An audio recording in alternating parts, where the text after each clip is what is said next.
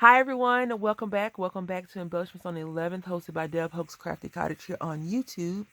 So for this month, I chose to use the scanning cut. I cut out these 5 petal flowers, and I cut out a bunch of them, a lot of them.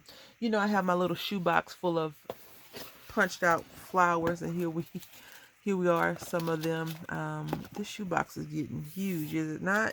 So anyway, I made some flowers. Yay me. This is the first one that I made, and it did not come out that great, but it's okay. I think if I hide it with other things, it would be fine. The reason why I don't like it is the opening is so big. But you know, some flowers all do different things. I've seen flowers where they're all together and half of it's like hanging over to the side. So yeah, I'm not perfect, even though the creations that God make are. So yeah, I'm okay with it. Here's another one. Now I don't have like 1, 2, 3. I just noticed this is the first one because it's the one I least like.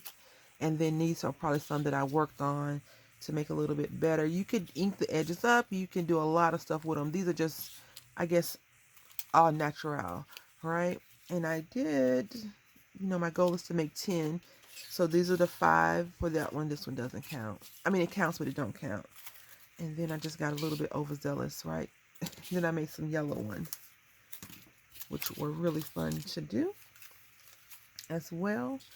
I will leave the tutorial of the video I watched to get something similar to what she has created, and I enjoyed doing this so much. I think you can sit in front of the TV and do this if you watch the tutorial, and or if you want me to show you how I do them myself.